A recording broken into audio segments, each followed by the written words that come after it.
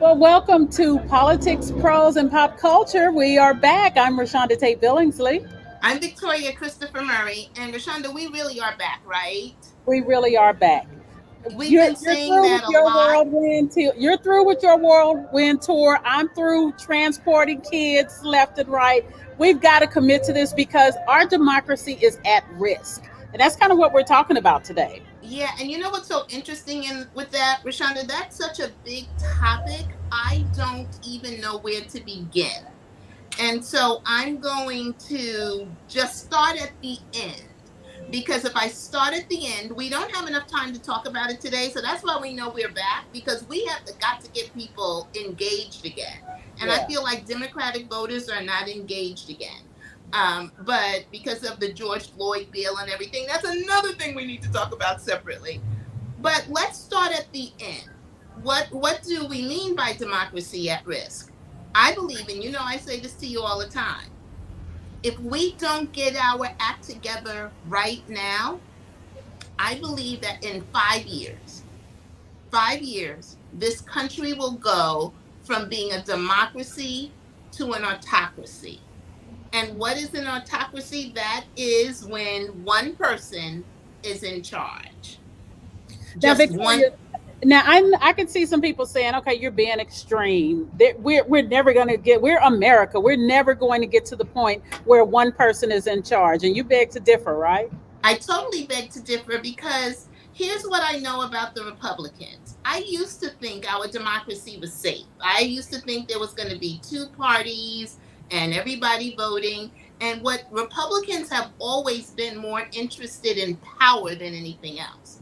So they know that because of changing demographics, they know that they cannot get people to vote for them. It's hard when you say so many racist things.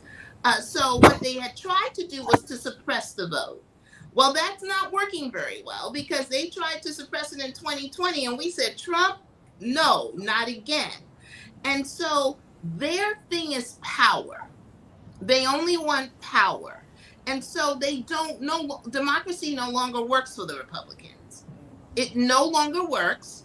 It will not give them power because they will lose. They'll never win another national election, and we'll get it right, and they won't even be able to do it. They won't even be able to get it through the electoral college. So if power is the end game and democracy won't give them power, giving the power to one person or one family will. And they are willing to give it to Donald Trump because he will do whatever they tell him to do. All they have to do is tell him how good his weave looks today, and he will do whatever they tell him. That we have 4 years of that. There were no policies that came from him. In fact, the Republicans, when he ran again in 2020, when he ran again, they didn't even have a policy platform. He has no policy. He has no platform. And if they say, okay, we want you to cut taxes, he will. All so they only care about conservative judges and lowering taxes, and they just need to put him in there, and they get all the power. So then, what can we do? What can we as voters do? Oh my goodness! First of all, we need to pay attention and understand that this is real, and like you said, it's not just being Perfect. hyperbolic. I just lost that word. It's not being hyperbolic at all. Because if they put Trump in, then they will never have another election in 4 years. Or they may have an election and they'll do what Putin does in Russia. They'll have an election and they'll say that Trump got 90% of the vote, even when we go to vote. By then, Rashonda, we won't even want to go vote. I told you that television, news, cable shows that we watch will be all off air.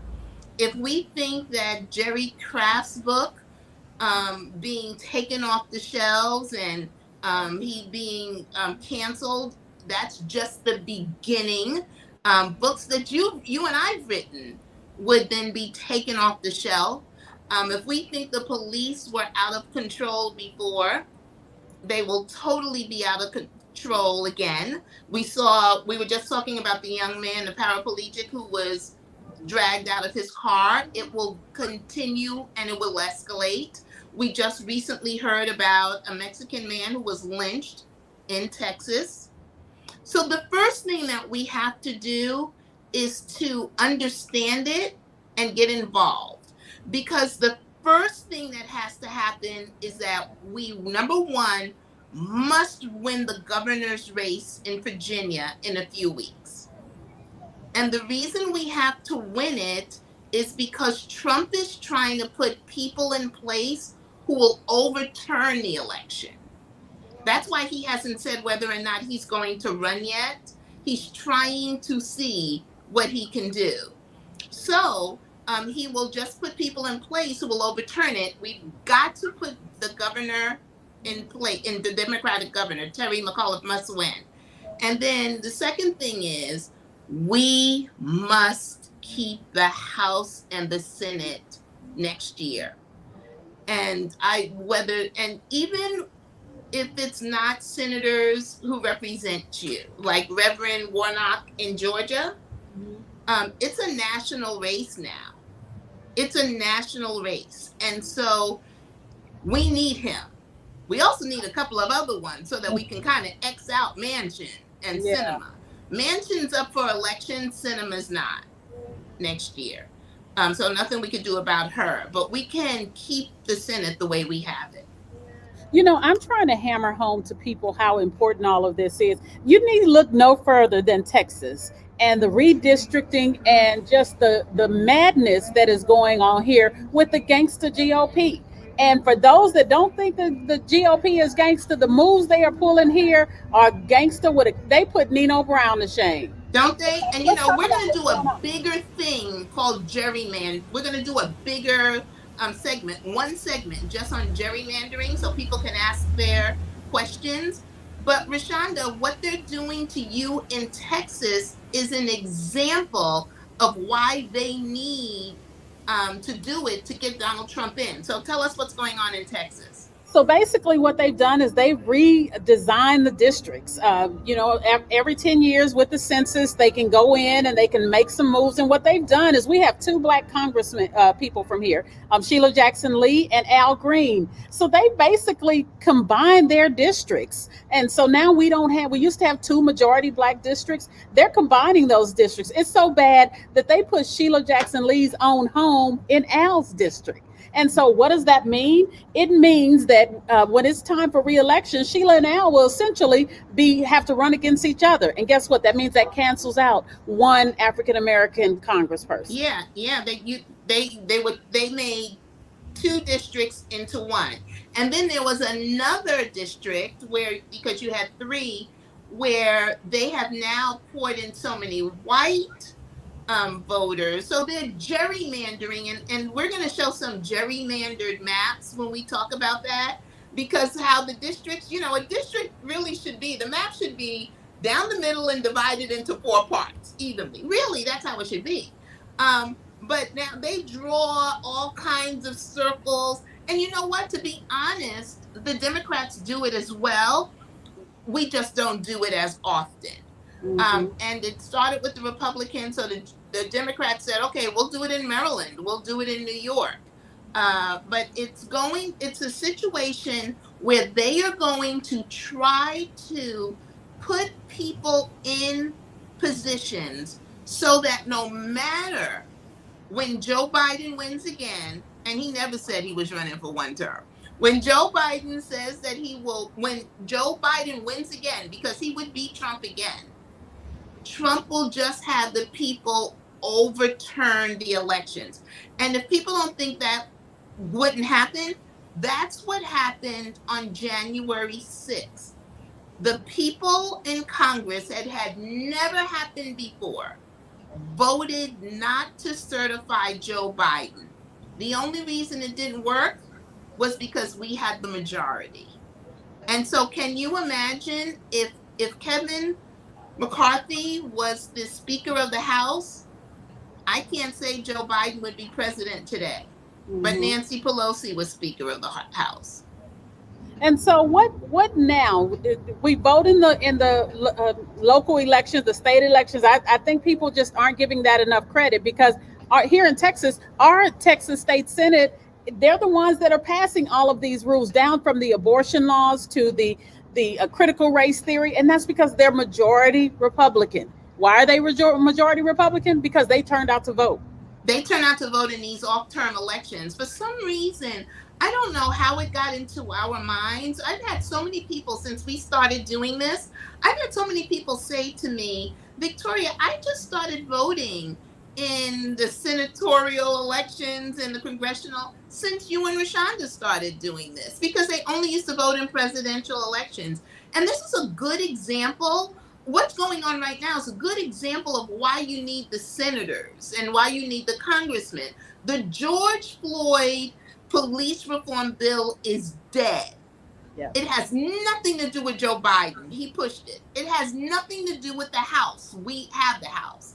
It has to do with the Senate, where we need 60 votes because of the filibuster, which we will explain at a later date. I don't want to rush through it so people can ask questions.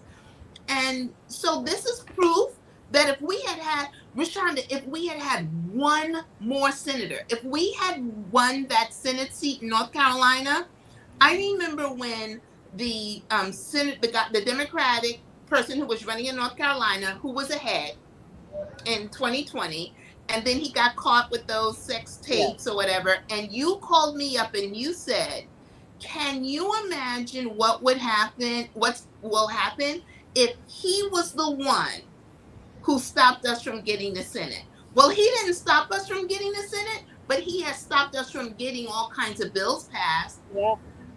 Because Joe Manchin is a very, very conservative Democrat because he's from West Virginia and he doesn't have black constituents. Yeah.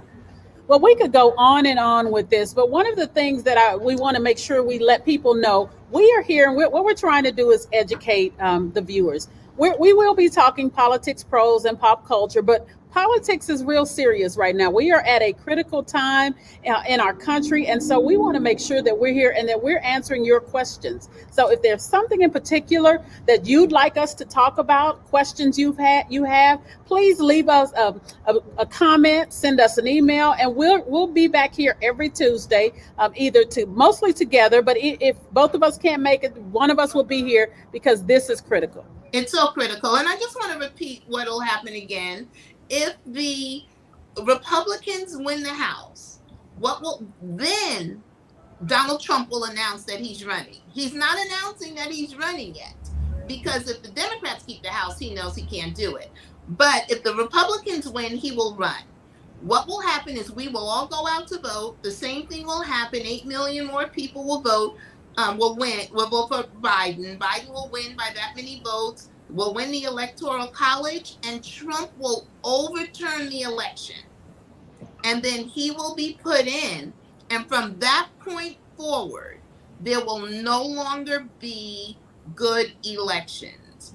And so then they'll keep Trump in for as long as Trump can stay. Then they'll put in Don Jr., then they'll put in Ivanka, because 50% of this country they've turned the Trump family into a cult kind of following, and that's what they want. And it's going to look like North Korea. You wonder, we always talk about North Korea and the way they march.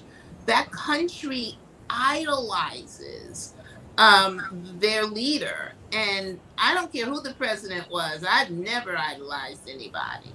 Exactly. And so they've idolized, and so they will keep it the Trump family because they know nothing about politics. That's very important. They know nothing about the system. So they can move him around like a puppet, but he doesn't care because he'll be getting richer and richer. He doesn't care about people. He doesn't care about the country. He just cares about his pockets. They talk about him behind his back, but he'll do everything they tell him to do. And we will have the Trump family running this country, all based on the election next year. You just ruined the rest of my day. Just the idea of that. But yeah. Well, I know Joy Reid was saying that she is already an insomniac, and she said she can't sleep, and it's just that people, we need everybody at the grassroots. And I heard a Republican say, you know what?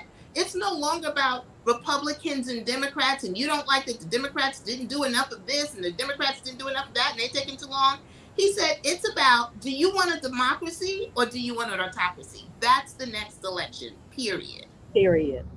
All right, we are out of time. Thank you so much for tuning in to Politics, Prose, and Pop Culture. And we will be back here next week, most definitely. That's right. See you later. All right, bye bye. Bye.